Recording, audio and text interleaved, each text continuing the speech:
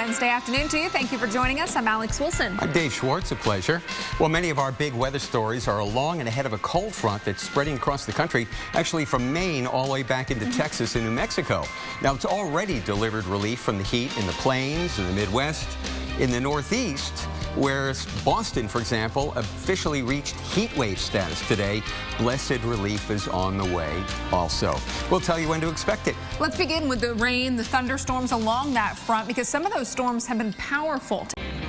You know, I grew up in Philadelphia. I don't think we had air conditioning in public school. I went to school around Allentown, Pennsylvania. We didn't have it as well. Nothing in yours either? Especially, I mean, some of the buildings may, but most of them no. Well, this was an extraordinary week in the Northeast. But there is relief ahead, and we'll show you coming up. But first, to Boston. Here behind us, where the heat isn't just extreme, Alex. Well, as you know, it is record-breaking. Still, it feels like temperature of 95. They've officially got a heat wave, an all-September heat wave. And the Weather Channel's Paul Goodlow, he's in Boston, and the heat front page news. We've been talking about that first front offering up storms and some cooler temperatures. There's another fall front, though, right on the heels of that one, so we're going to track this as well. Already we're seeing some cooler temps around International Falls, Minneapolis, Marquette, Bismarck, but even cooler weather headed for the late part of the week. So there's that first front that we've been telling you about.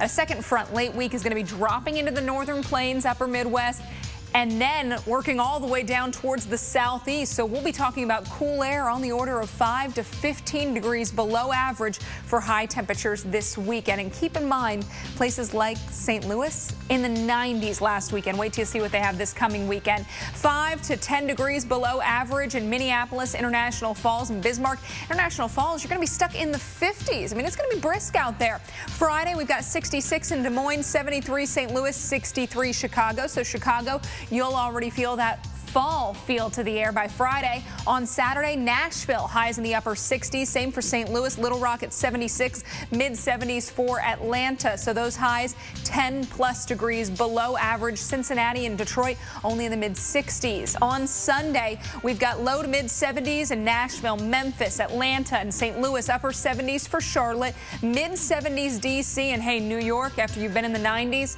you'll take the upper 70s. That's 2 degrees below average. Highs in the 60s for Buffalo and Cincinnati to end the weekend. So as you watch football, should be pretty good. Here is your Chicago forecast. We've got temps in the upper 70s Thursday. By Friday, low 60s. We'll keep it there on Saturday. Sunday, upper 60s. And then we've got low 80s headed our way Tuesday and Wednesday. All right, we got some. I'm Dave Schwartz, here with Alex Wilson. We are tracking rain and storms along a cold front today. That's the same front that brought the active weather to the plains last night. That's right.